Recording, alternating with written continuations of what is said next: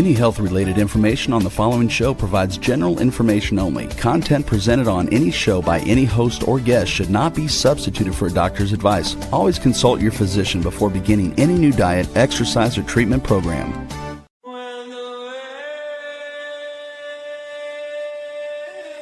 For centuries, ancient cultures knew the secrets to longevity, vitality, and healing. Now, modern science is catching up. Ageless Blueprint is a podcast that will reveal the modern secrets of better health and a better life. Join Dr. Eldred Taylor here today and every Wednesday at 9 a.m. Eastern Time on W4HC Radio at W4HC.com. As together we discover the secrets to better health through science and spirituality. A better life with Ageless Blueprint starts now. Here's your host, Dr. Eldred Taylor. Hello, good morning. It is Wednesday and it is 9 a.m. in Atlanta, Georgia, Eastern Daylight Time. So that means it's time for the Ageless Blueprint podcast.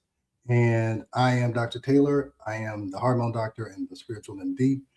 But what I really am is I call myself an expert in stress. Is that 20-something years ago, we wrote a book called The Stress Connection.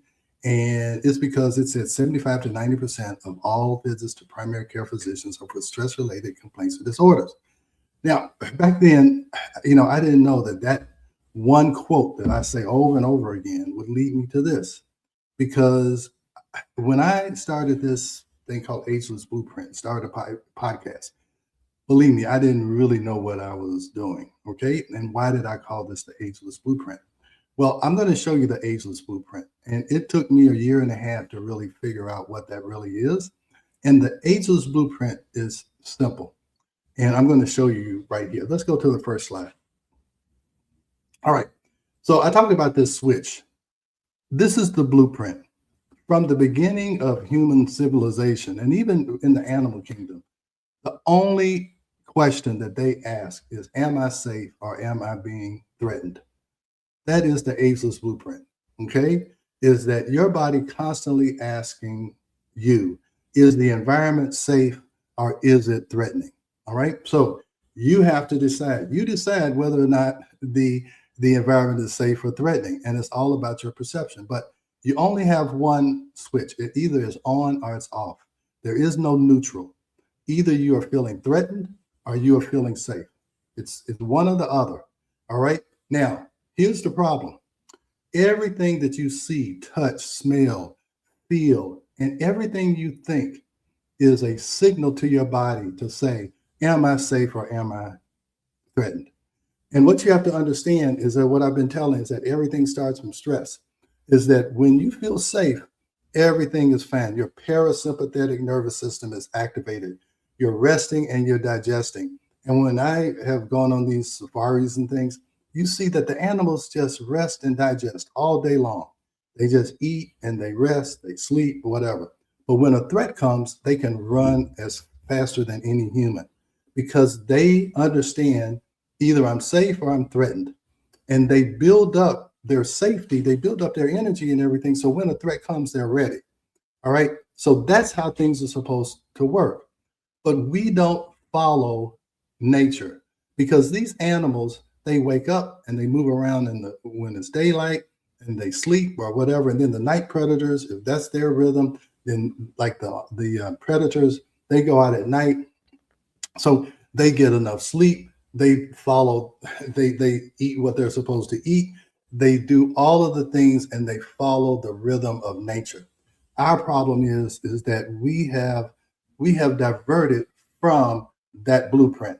And that blueprint, that diversion is what's causing the stress. And here's the deal. You guys think that the divorce and that that your job, that your relationship, that's the stress. That is the stress that breaks the camel's back. What the real stress is how we have diverted away from our natural blueprint. And anytime you do that, your body sees that as a threat. It says, wow, I'm not getting the rest and digest signal. I'm getting the threat signal. Well, how do I give you how are you giving it the threat signal? By what you think. by how you don't follow the daily rhythm, where you stay up too late, you get up either too late or too early, you eat things that aren't natural. All of these things make it a threat. So I'm going to show you as many as I can get through the little subtle threats that you tell your body every day because you are sending it the wrong signal. So that's what we're going to talk about. So let's go to the first. So I want you to see. Here's the other thing I want you to see. If you can turn the switch all on with the wrong signal, the threat signal, I'm going to give you some safety signals that you can tell your body. And how can you do it? By what you see, what you smell, what you think. These are ways that you can turn the switch off, because that's the key. People turn the switch on easily. You're turning the switch on and you don't even know you're turning the switch on. So that's what we're going to talk about. What turns the switch on? What turns it off? Because when I'm talking about hormones and estrogen and progesterone and all of that, it all starts from whether you're in the safety mode or whether you're in the threat mode. All right. And your body is always listening. It reads light. It hears the sounds. It's the movement, the pace, how fast you walk, how slowly you walk. All of those are signals. And those signals tell your body what is going on. And also you can look at those signals and you can tell how your body is adapting to all these things. So let's just look at this. All right, it reads light. Is it morning? Is it dark? Is it rhythm? Is it clear? Is it silent outside? The birds. I may get to this later on, but do you know that that it amplifies the sounds of birds? Because if their birds are singing, that means that the environment is safe. They're like the number one, sensory people. They're always looking out and seeing if there's a threat. And if you notice how when there's a thunderstorm or there's a storm coming, everything gets real quiet. That's because the birds know that there's a threat coming. So you have signals. So that is a signal that you can use to turn on the safety signal. I actually go on YouTube and say, hey, look, I want to hear bird sounds, because it tells your brain that things are safe. So if you wake up, stressed, listen to the birds. The birds will tell your brain that it's safe. So it's simple things like that that can really make a difference. So see, we are built for a world full of real cues. But what we do is we give it fake light, fake noise. We rush around. We are always feeling like we are behind, and that somebody's chasing us, that our finances are chasing us, our boss is chasing us, our spouse, our kids. All of those things are chasing us, making us rush and feel like we're threatened. And so we have to get rid of those signals. All right, so let's go to the next slide. All right, I can do it right here. All right, small signals can change the whole system. The body shifts first. Symptoms are often the late result, not the first event. So by the time you've gotten symptoms, you've already been exposed to bad light. You really want to get out and have the sunlight. The sunlight tells your brain it's time to wake up. It's time to get your body moving. It's time to digest food. It's time to do. So those are the signs that your body is looking for.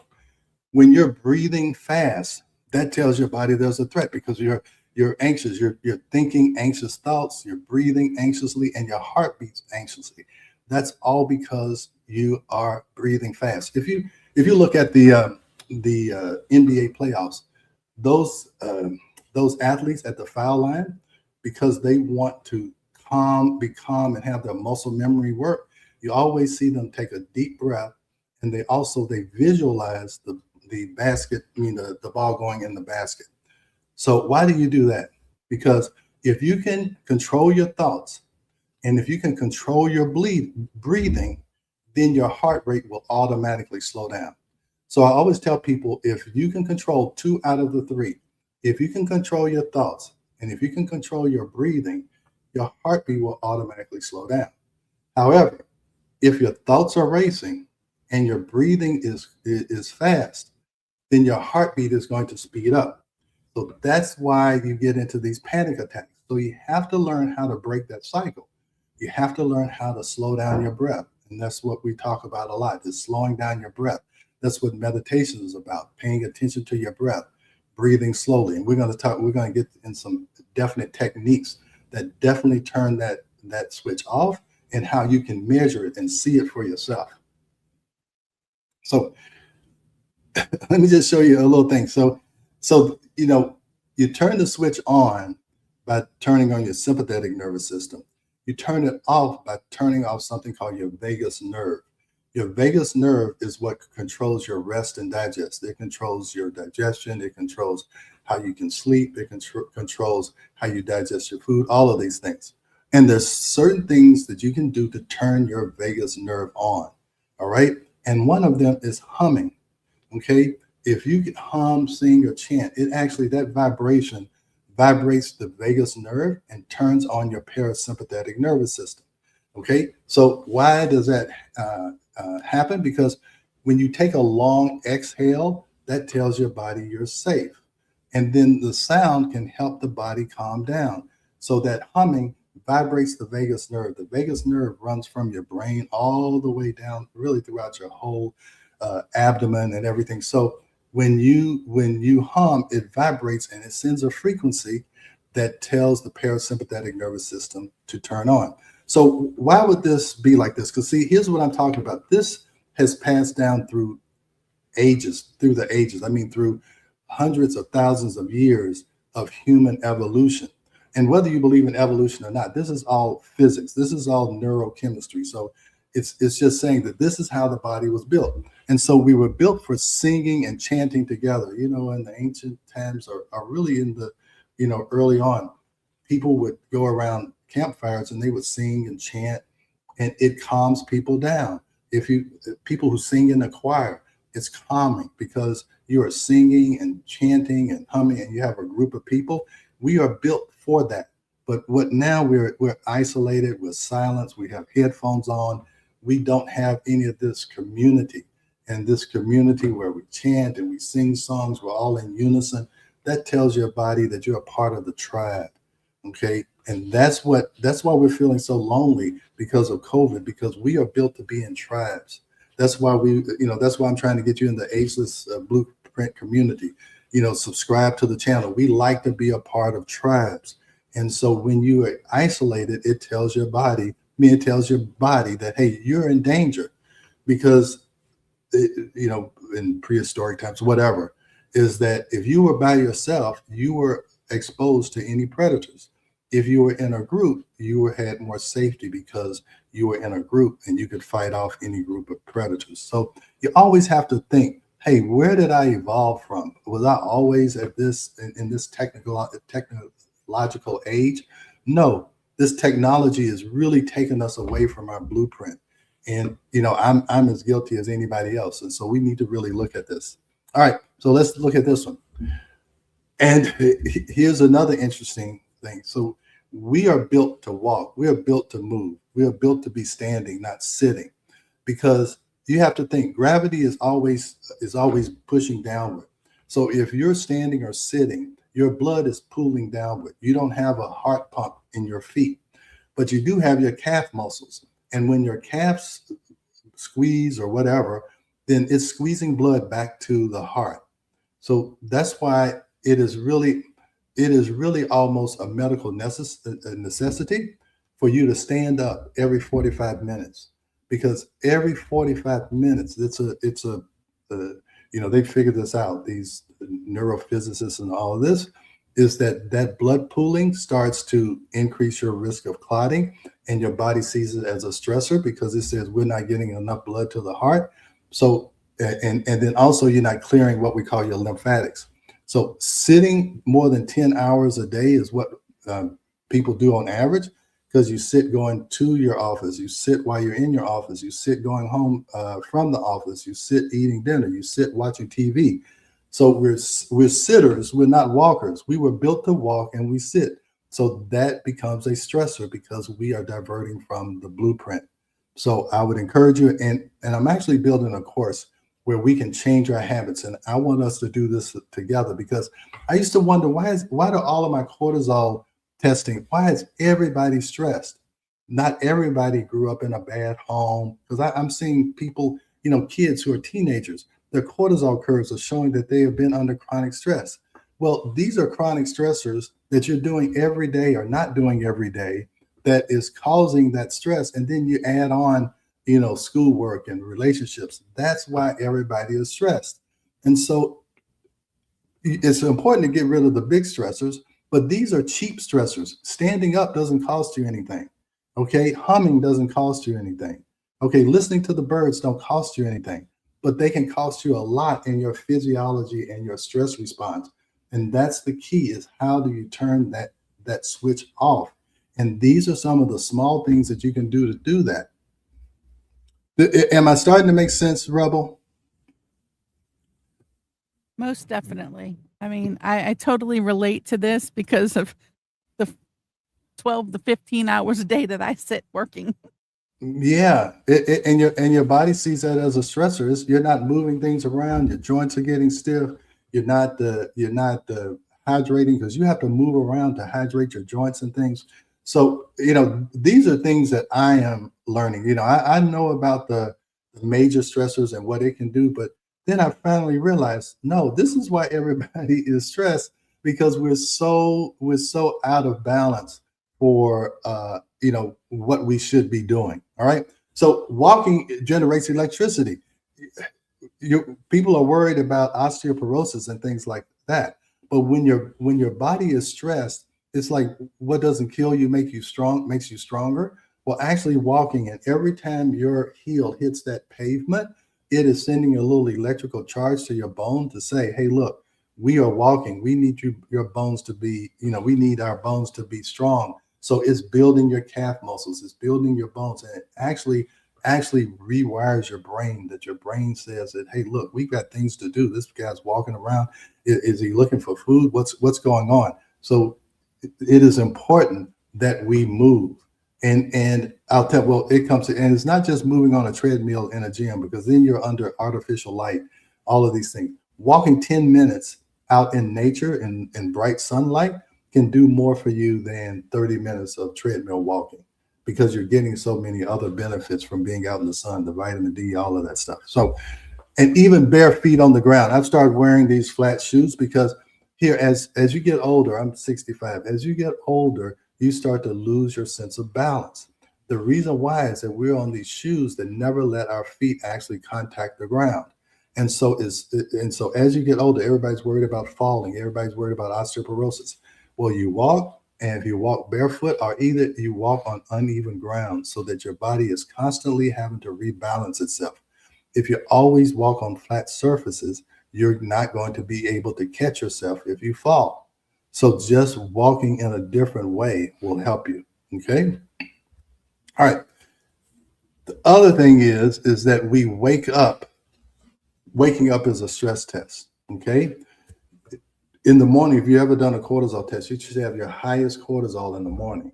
Now, getting that cortisol up to wake you up is a stress. Okay. But it should be that it's a natural thing, because the sunlight should wake you up. But we wake up with alarms and all of these things, and your body wakes up under a load. Stress hormones rise fast. Morning blood is thicker too. So we need to drink water first and start slower. Okay. You can't get up and rush out of the house and all that. You're starting your day off in a sympathetic drive. Your body is trying to get you moving. It's trying to slowly get you up to wake up, not by an alarm. So slow wake up is with sunrise. When I would go to another country, you would see that these people get up and walk at sunrise. They wake up, they start walking, they walk to work, they walk to the market, they walk. And these people, they're not obese, they're healthy. They don't have they're not walking around with earbuds in, but they wake up based on sunlight. And then when the sun goes down, they go in the house and they go to sleep. All right. And so the other thing is, you want to drink water first, because you have not had any water for 6-8 hours. And like your back and your joints, they need that moisture. They need water. You're 70% water. So you need to make sure you have the water first before you have your coffee, because coffee is dehydrating. So always drink the water first, because your blood is thicker. At least it's less like you have stroke and blood clots from you sitting all day the day before. So just understand that. Wake up slower. And it's even another reason why you should wake up slowly and not rush out the house or rush to any decisions. All right. So we talked about getting up and getting morning light. So morning light sets tomorrow's night. So if you don't wake up with the light and have some light early in the morning, then your body doesn't know when to go to sleep. So you want to go outside in the first 2 hours after you wake up, because 16 hours later, your body is going to say, okay, I know what to do. It's 16 hours later, it's time to go to sleep. All right. But if your body doesn't see any morning light, it doesn't know when to turn the lights off at night. Your body is always reading signals. That signal of sunlight tells it, okay, it's time to be productive. And then it knows 16 hours later, it's time to rest and digest. But what happens with us? We're built for being outside at dawn, but we have indoor light all morning. And now people are working from home, and they may stay in their PJs and all this until 2 or 3 o'clock in the afternoon, and then maybe they go outside to get the mail. So this working from home, yeah, is great, it's convenient, but you need to take advantage of working from home to say, okay, I'm working from home, I'm going to get up at dawn or around dawn, and I'm going to go outside before I start working. Now you have the privilege of being able to wake up. To get up every 45 minutes and stop sitting.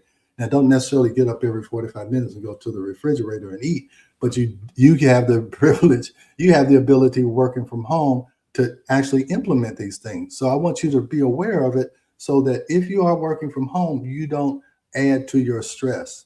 The working from home is supposed to relieve your stress. So you don't want to add to your stress by doing or not doing these habits. All right. All right, next slide. This is another thing that's really interesting. And again, this is all scientifically based. It's all about physics and neuroscience, because now that they can, the imaging is so much better, they can see what part of the brain lights up and what doesn't light up when you do certain things. So they've shown that if you do 6 breaths per minute, 10 seconds per breath, the body starts to shift out of fight or flight. Okay. So slow rhythmic breath in motion, that is what your body is used to when it's safe. When you're threatened, you're going to breathe faster. So even when you start to feel yourself breathing faster, that's why I'm talking about these athletes. You can break that cycle. Just slow your breathing down. Okay. I've learned that in the gym. You think, okay, if you're running hard, whatever, you got as soon as possible, slow your breathing down. And that lets your parasympathetic nervous system come back online. All right. Now, they have shown that most standard prayers make you breathe at a 6 breaths per minute, or 10 seconds per breath. Okay. And they made examples of all of these like ancient prayers, and they have that rhythm where you are going to breathe every 10 seconds. And that's one of the powers of prayers, is that it makes you breathe at a slower rate. Our Father, which art in heaven. So that's the thing about, one of the things that prayer can do, just to turn off the switch. No matter what religion you are, even if you have any kind of meditation or whatever that causes you to breathe in a rhythmic fashion, where the slower the exhale, the more your body sees the signal that we are safe. So if you take a deep breath in and slowly breathe out, you'll see that your heart rate starts to slow down. And when your heart rate slows down, now you're not in this sympathetic mode, because when you're in the sympathetic mode, the front part of your brain that makes good decisions turns off, and you're totally going by reflex. And that's why people react and blow off steam and say things that they don't mean, is because they've turned off their executive function that filters out what they say and what they do and what they think. And if you calm yourself down, you're able to think more reasonably and not only reactively. All right, so let's go to the next slide. Almost to our break. All right. Walking actually regrows the memory center. So too little walking can shrink a part of the brain you need.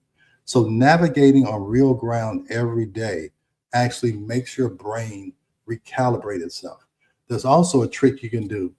If you walk backwards, that makes your brain recalibrate, because Your brain doesn't do any work for you to walk. It already subconsciously, your body knows how to walk. It doesn't have to think, it doesn't have to do anything. But when you break the pattern, your brain has to reorganize itself. And that's what you want. That's how you keep your brain. That's why you learn different languages. That's why we did ballroom dancing, because it was making our feet do something that it doesn't necessarily do. So simple as walking backwards can help you. Actually, walking up steps walking on any kind of uneven ground, your hippocampus has to now start to recalibrate spatial orientation, and that helps the brain to grow. When you do something over and over again, your brain doesn't have to work. Okay, it doesn't have to work at all. Okay, I'm sorry. Okay, so it doesn't have to work at all. That's what you want to do. You want your brain to grow. You don't want it to deteriorate. So that's why, as you get older, you tend to do less. You tend to sit in the house. And that's not what you want. You got to get out. You got to get on uneven ground. Don't just stay on flat surfaces. Go out in the park. Go on the beach. You know how the beach, the sand makes you walk unevenly. That is good for you. That allows your brain to remember, how do I catch myself when I'm off balance? When you're never off balance, your brain doesn't know how to correct itself. All right. So you have to challenge your brain. Now, I'm going through these really quickly, but it's about 50 different things you can do to turn the switch off. And I'm creating a course and an app. I already have it, how you can understand this and incorporate it into your life. And I want to have like a 1 week challenge that we try and do one of these things for the whole week. And I tell you how important it is, because I'm just telling you the surface of what it does for you. But doing these things almost affect everything. It affects your hormones. It affects your immune system, your digestive system, just by turning the switch off. All right. This is even more interesting. Getting under the shade of a tree feeds the mitochondria, and the mitochondria is what gives you energy. So harsh light is a hidden stress most people never think about. Get outside, but use tree shade when you can, because it actually filters out the bad UV light, and it actually is giving you red light. And they said that this is the fact that people don't understand this has birthed a whole new industry of red light therapy. That if you just sat outside and you had some shade from the tree, that you would actually be getting natural red light that is better than any kind of red light therapy that you can do. So it actually increases your mitochondria, makes you grow more mitochondria, and makes those mitochondria actually produce energy. So that's why you get energy from the sun. You go outside, you feel better. The sun can help heal you. When they had some outbreaks, what is it, the black fever or whatever, if they had people outside, or even with tuberculosis, they found that if they treated people outside, because the hospitals were full, the people who were treated outside, the tuberculosis got better quicker, because the sunlight helped to heal. It helped to bring energy so that they could heal, so the immune system could work. So also it turned the switch off. So they were getting fresh air, they were getting sunlight, they were getting all of these things to help their parasympathetic nervous system turn on so that they could heal. So, all right. So one more, and then we're going to go to the break. Now, this is really interesting. This is, anybody who has cancer or they are worried about cancer, forced air transmits immune surveillance. Too much indoor air is hidden stress. Get into trees when you can. Breathe real outdoor air. Forest and plant air actually has these things called phytonicides.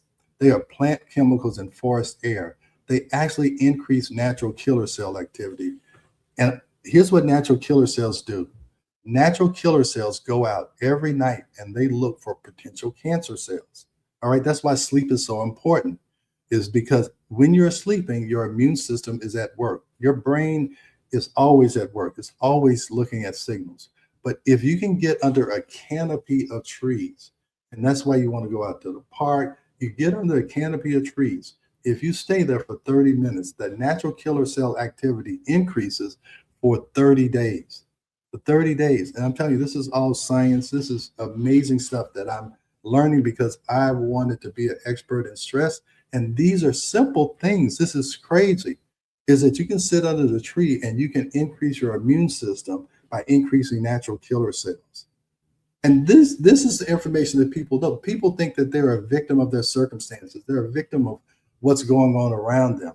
No, you are not a victim. You can control this, okay? And you can control it. People try to control it by willpower. No, you can control it by what you do every day. You have to see that these little things are weighing you down every single day. So now when something big comes along, you're already spent. And this is what I see. And this finally explains why so many people have these abnormal cortisol curves. So anyway, let's go to break. Let's go to break and we'll be right back. All right.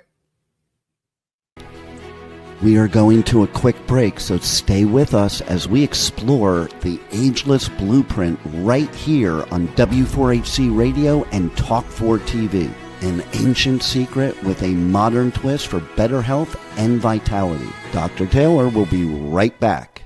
Taking care of your health shouldn't mean taking a handful of pills every day. At Taylor MD Formulations, they create doctor-developed supplements that combine the best natural ingredients so you get the results you need with fewer pills. Taylor MD Formulations is backed by science, designed for real life with real results. Less pills, better health, doctor approved. Shop now at TaylorMDFormulations.com and discover smarter supplements for smarter health. That's TaylorMDFormulations.com. We are back for more of Ageless Blueprint. Once again, let's join Dr. Taylor for more insights and research on the ancient secret to better health and a better life in modern times. Here's your host, Dr. Eldred Taylor. All right, we're back. We're back. Rebel, do we have any questions yet? Or if not, I'll just keep going. We actually do. Okay, Let's great. see. As usual, we have a good bit of questions. Some of them have answered along the way, but let's just recap.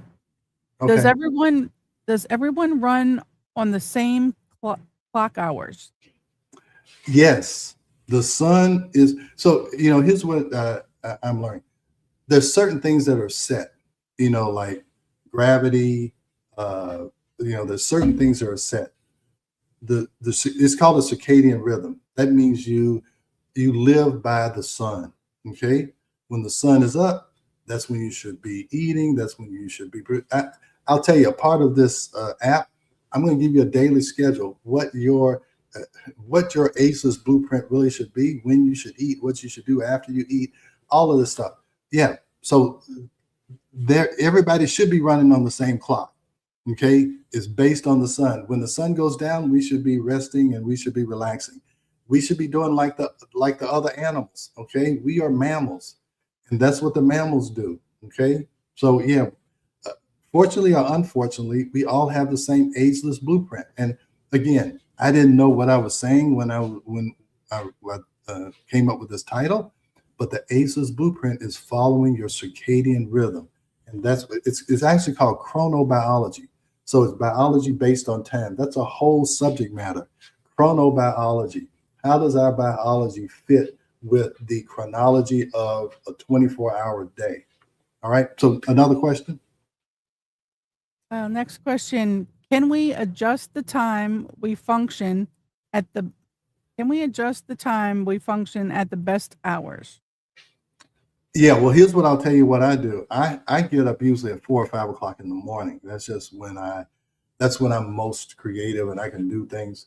And so I have a sun lamp that it gives me full broad spectrum sunlight. And I sit here, it's right here. And so when I wake up and I'm at the computer, I turn on the sun lamp. So that kind of adjusts to my schedule. So now I turn this on at 4 or 5 o'clock, and at 9 or 10 o'clock at night, I'm sleepy, so I'm trying to set my circadian rhythm. Believe me, as I learn this, I'm trying to change my, habits too. That's why I want to create a little course and everything so that, we can have a community and we try and turn this switch off together. So, all right, next question. Do we need to practice breathing so we will be better in an emergency? Exactly. That's why I started meditating. So again, we wrote the book, The Stress Connection, and then I started to want to know, how do we disconnect from stress? Hey, I didn't meditate until a year and a half ago, and now I don't miss it.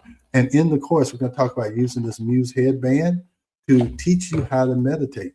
And yes, I have learned that. Hey, before I get on this podcast, I meditate, and right before I take some deep breaths, because I want to turn my executive function on. I need to be able to think. I need to be able to process.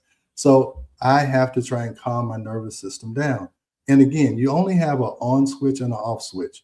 There's no neutral. Either you're in threat mode or you're in safety mode. And when you feel that threat, you have to insert one of these safety signals. Okay. Is it breathing? Am I going to go outside? Am I going to walk barefoot? Am I going to listen to the birds? You've got to know, hey, how do I intervene? How do I turn that switch off? All right. And then I'll tell you, I have an app called Heart Rate Variability. Heart rate variability tells you second to second, are you on or off? Because it's measuring the distance between each heartbeat. And so if you are sympathetic, the heartbeats get closer together. If you're parasympathetic, they get further apart. And you look at heart rate variability, every second it's changing. Okay. Because if I do this, my body has to adjust to my hand being in the air. It has to turn on the switch. It says, hey, he moved. It has to adjust, and then it turns the switch off. So, okay, he's just sitting there. It's no threat. All right. So it's constantly turning on, turning off.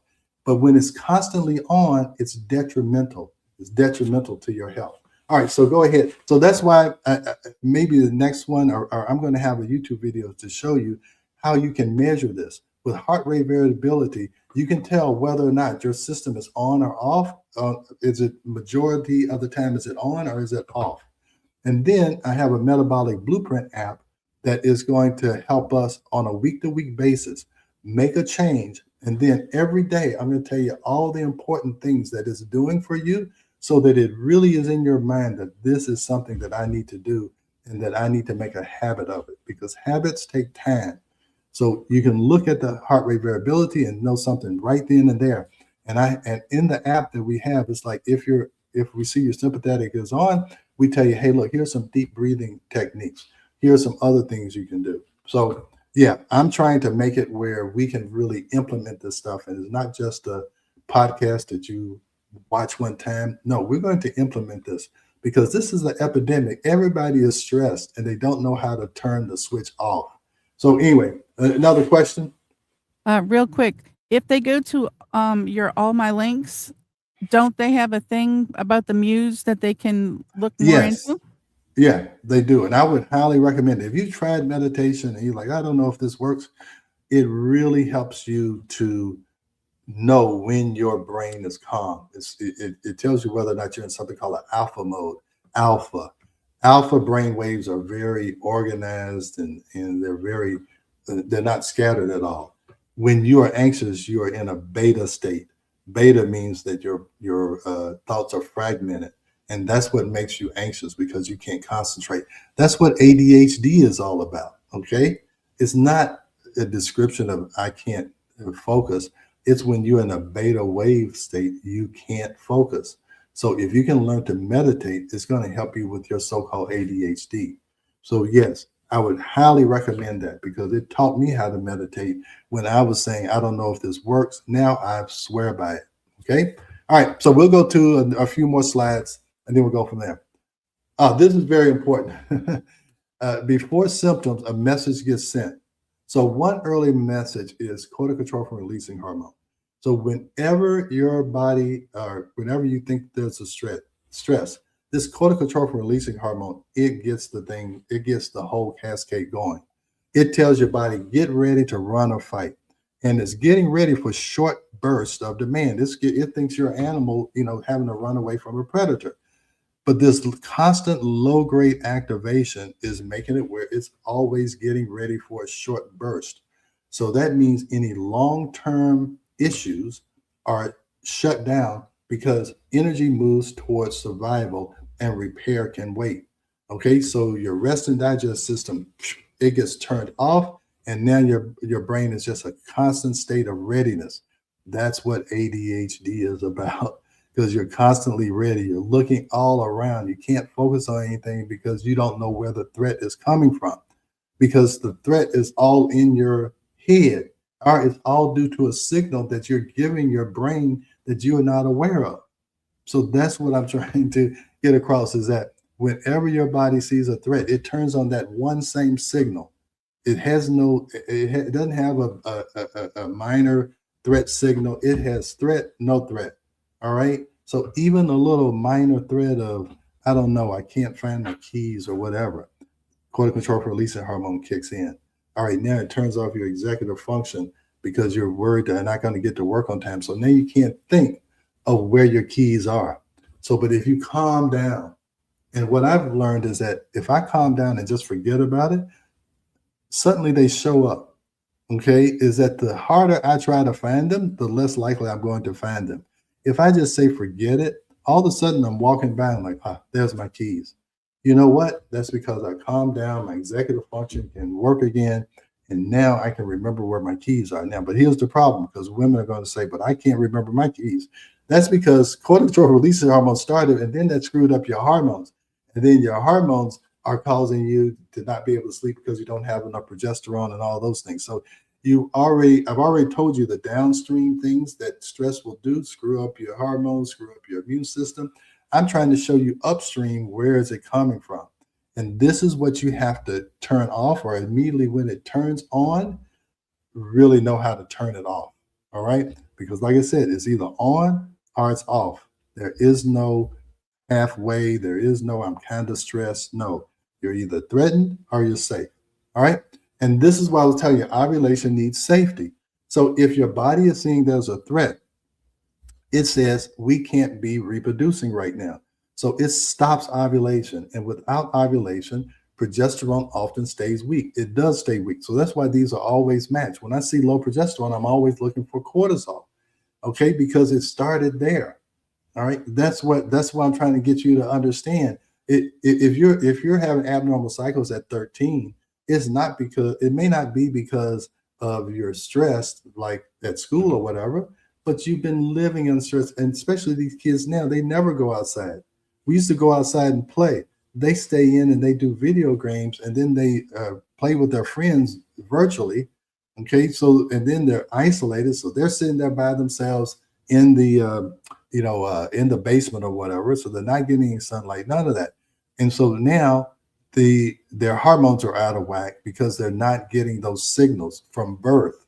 Okay, from being 2 years old, and so now it's screwing up their reproductive system. All right. The body is always looking for signs of safety. There's not one big fix. See, these small repeated cues can help move the switch. So steady safety cues all day. So here's what you can do just to try and get your life started out right. Okay, don't wake up to an alarm. Try as best, wake up to morning sun or a sun lamp or something. Okay, you can hear the birds. Let me tell you something cool about birds. Since the beginning, since every skull that they have ever gotten from all these, buried ruins that they've dug up, that the distance between the ear canal and the eardrum is it's like 2.3 centimeters. And it just so happens that the reason why you can hear birds and they can be far away is that the sound of birds automatically amplifies like 2 to 3 times in the ear, just because of the distance of the ear canal. And that is one constant that is in all civilizations ever since the beginning of human civilization, because that frequency of the birds singing, it gets amplified. You know why? Because the birds are trying to tell you that it's safe, or it's trying to tell you that it's not safe. So that's why you know that you're a part of nature, when your body is built to get signals from nature. All right. So the further we get away from nature, the more stressed we're going to be and the sicker we're going to be. The more we can connect with these signals that nature is trying to give us, the sunlight, when to eat, when to listen to birds, get bare feet, these Nike shoes that are like, have soles this thick, they're comfortable, but they're taking us away from nature. Slowing down your breathing, walking, stretching, swaying, moving every joint. You want air. You want the trees to give you natural killer cells, so it boosts your immune system. Looking far off. Now, here, me with these glasses and focus right here, my eyes are strained. You actually need to go outside and look at the horizon. It allows your eyes to rest. You look up at the morning sky, or the night sky, and see all of the stars, and the sense of awe that you see how big the universe is and how wonderful it is. That feeling of awe, you know what that turns on? Your parasympathetic nervous system. Because people used to sit and look at the night sky by a fire, singing, humming, all of those things.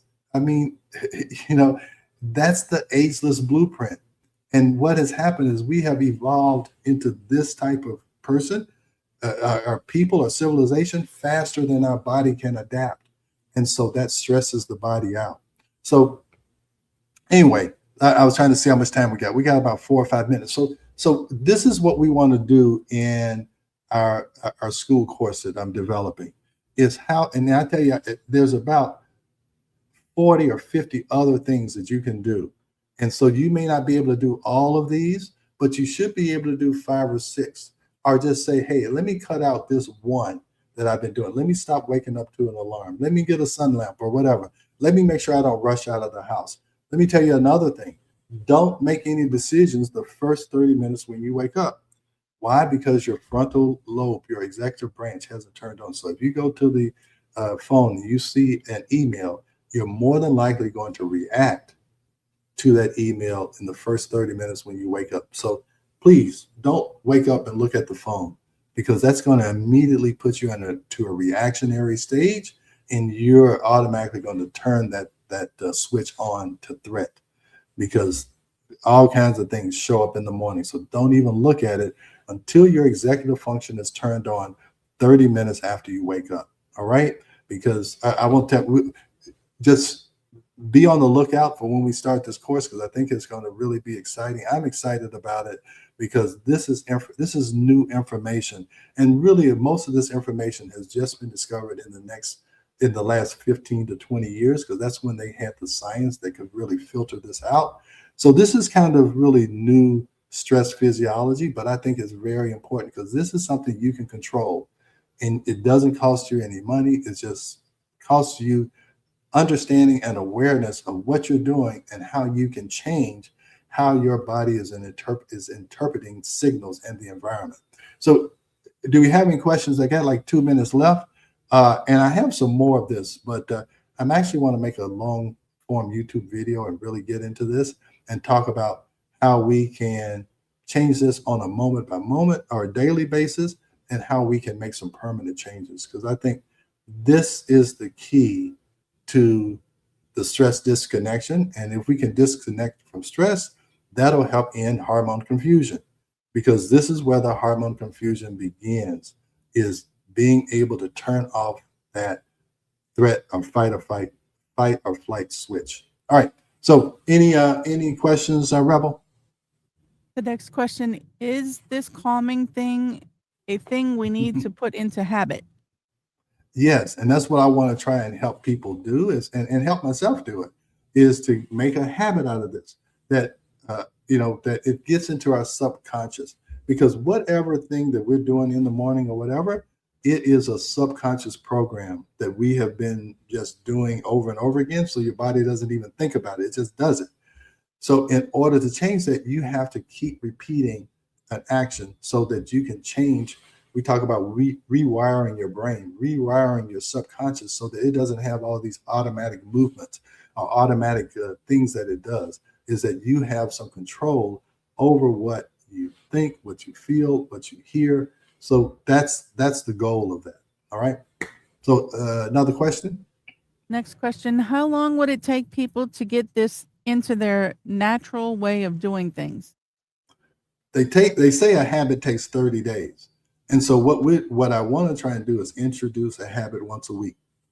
And maybe we do it once a month, but that'll just take too long. So you'll have to figure out, which habit do I want to incorporate? And then what I want in the app, it's going to have, like, every week, it'll show you a way to turn off the switch. Why is it important? Because, again, I'm just giving you the surface, is that most of these changes, they change everything. They change how your immune system works. They change how you eat. It's just small little changes, because, like you said, when you turn the switch on and off, you're not turning on one thing. You're turning on a whole cascade of things. So that's why it's so important to know how to turn the switch off, and to know when you turn the switch on, so that you can stop turning the switch on. All right. So I know we're out of time now. And so, hey, look, follow me, subscribe to my YouTube channel, go to our, we'll just go to all of my links, and I'm going to have the app there. Now, there's going to be a small charge to that, but believe me, I believe it's worth it. It's better than taking, a bunch of sleeping pills and Vyvanse and Adderall and all that stuff. You can control the signals that your body gets, and you can determine whether or not you're safe or whether or not you're being threatened. So anyway, we'll see you next week. I hope this helps someone to decrease their stress, or disconnect their stress. So see you next week. Thanks for joining Dr. Taylor today. If you missed any part of this show, just check out the podcast wherever you listen to podcasts. Ageless Blueprint is every Wednesday at 9 a.m. Eastern Time on W4HC Radio at W4HC.com. Together, we discover the ancient secrets to better health through science and spirituality made for modern times. Until then, feel free to check out agelessblueprintpodcast.com and TaylorMDFormulations.com for more information.